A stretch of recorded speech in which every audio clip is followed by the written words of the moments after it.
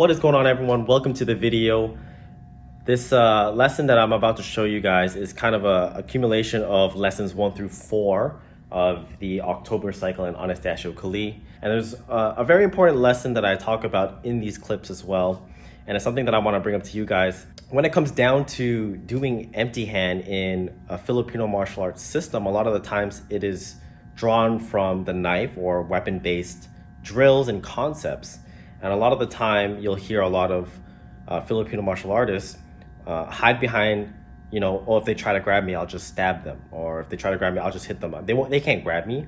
And it's something that I try to do in my training as well as my teaching is to look at every variable. And there's going to be a point in time that no matter how skilled you are, there's going to be a weakness or someone else will be better than you. And so if you get into these positions, can you get out? So the script, kind of what it was, it's learning how to close the distance using things like block your counter. And then once we close the distance, can we understand the connection and the sensitivity required to take someone down? And once we're there, what if it was the opposite? What if we were the ones taken down? Can we attack on the ground to be able to eventually get back to a standing position and maybe reverse it on them and take our opponent down from there? And then we look at things from a positional deficit. And these are things that we borrowed from jiu-jitsu, where we have headlock escapes and ways to combat that and then eventually get into a control position such as technical mount. As you look at this, it's very important that although it may not seem like Filipino martial arts, we use it as a vehicle to make ourselves better and to give ourselves the chance to explore things that we may already know with new eyes. And something I talk about, we know single stick as angle 1, angle 2, and sumbrada and all these different tipi drills. But what if we take that stick and with this understanding of grappling, can we apply that with our stick and have a harmonious blend between different styles, different applications, and make yourself more well-rounded? And here's the thing. A lot of my students know Filipino martial arts and they know it for the core and for what it is, but can you use it in more common situations, or do you have to always go to that, well, if they hit me, then I guess I just have to go ballistic with my stick? And that's my goal with Anastacio. It's making it an applicable form of self-defense and not always having to resort to the offense or brutal nature of Kali, especially when we talk about the weapons. Yeah. Oh, shoot. So we learn how to close the distance here to get into a position of control. We can either separate to attack, or we went into things like a takedown. Okay. Week number 2, we end up in a different position, but now we're close. We've closed the distance some way, somehow. We've navigated our way to be able to do the takedowns themselves. So we did full circle throw. Now let's say we do a full circle throw. Let's plug in what we did just now. I still have that arm control. This is half of the figure 4. I could go right down to knee on belly first, or I could just simply step over and already get there. Push that down, and then we have the rest of it here. Okay?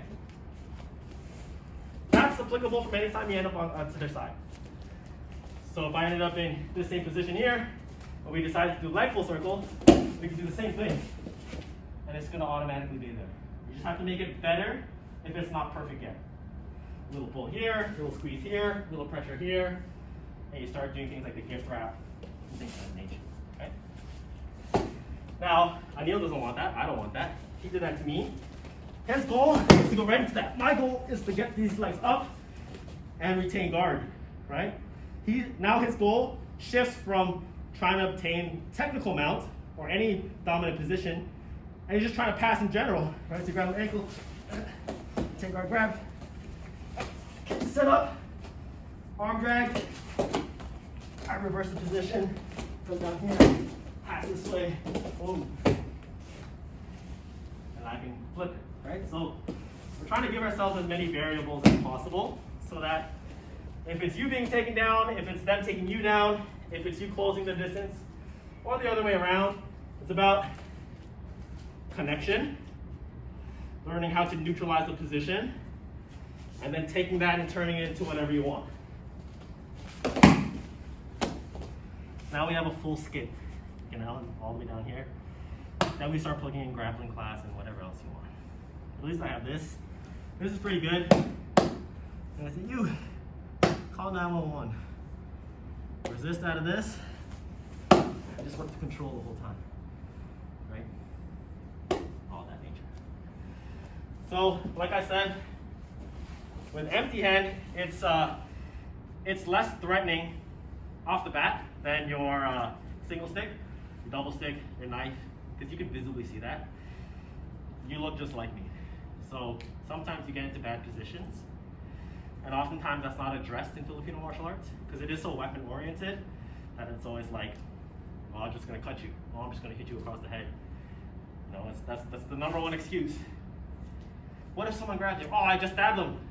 Okay? Stab them when you're getting figure forward and you're getting pressed and gift wrapped. You're gonna stab yourself. So it's important that in a common environment, because you know how many times are you in a stick-to-stick battle nowadays? Double stick battle. Hopefully it's not a battle of knife against knife. You know, even that is probably the second most common. The most common is empty hand.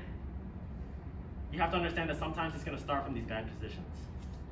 It's not always going to be block check counter. It might be, if you can recognize striking, if you can recognize range. That's the best case scenario.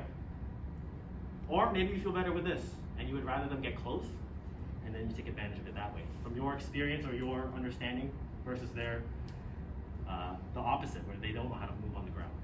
So to be able to do things like technical mount and figure four and all that stuff, you need to know the arm drag, you need to know break falls, standing up in base. Those are very much preventative measures.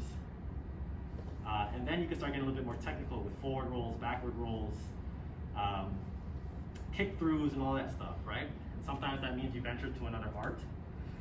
Sometimes it's the same thing as you've been doing, you're just looking at it a different way, right? Because, like I said, my goal for you guys is not to tell you full circle throw, stay there, punch, and that's it. Let's be a little bit more realistic. You full circle throw them, are they dead? No.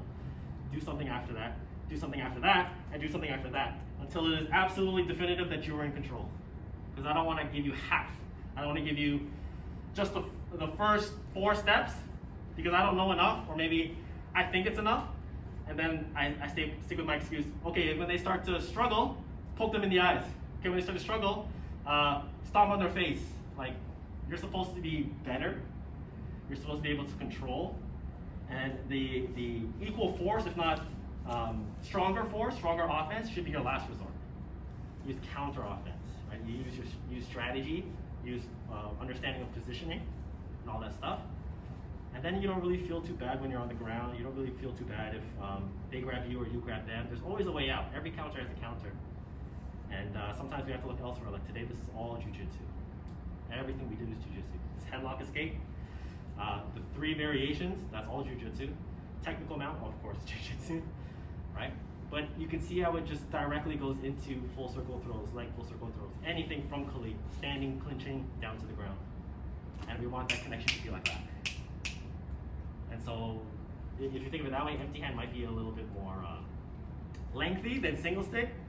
But when you start to appreciate it that way, then let's start grappling with the stick as well. Let's learn all these things with the stick. Because you learn these angles, you learn block check counter with the stick too, or with the knife. Let's play around with these weapons too and see if we can do more than just strike with it. Right? And that's what's gonna really enhance and fortify your technique, right? All this is new to you, huh? So, how long have you been training with me? 7 years. 7 years. 7 years. Still learning more. And that's what I want. Like, as you guys approach Black Sash one day soon, person behind the camera, Eric, I don't ever want you to feel like, oh God, block check counter. Or oh great, I know all the 9 entries. Like, there's always another way to do it. There's always something else to figure it out, how to make it better. Whether you look at it the same way, just from the opposite side, or you look at it with jiu-jitsu eyes, with grappling eyes, right? And that's the kind of attitude you need. That's the attitude he has. That's why he still trains, and that's why I beat him up so much. And I was saving this for Saturday, but I like this crowd here, so stand up for me. We're gonna promote Anil's 2nd degree today. Oh yeah! Oh, that's the whisper, eh? The sweet nothings. All right.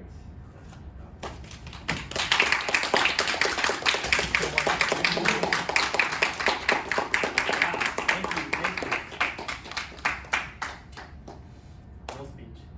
No speech. Give me a speech. Give me a 60-second speech. been back for like a year and a half now, just coming over a year now. I was gone for 2 years, but just coming back, Maestro was able to make this place feel like home, like I've always been here. And even though I wasn't second degree, it didn't say on my belt, I already know where I am in this place. I already know what I'm capable of. So this just cements it even more. I'm glad you're all here to see this. It makes me really happy. That's it, really, for me. Thank you, everyone. Thank you. I'm looking forward to continuing to train with everyone. Hopefully we'll all get to the stage at some point in our careers. That's all we can ask for. A volunteer, I'll give you a third degree. No tears on the mats. Alright, any questions with today's technique? We're okay with that? Sweet. Let's stand up. Mama's got the vibe.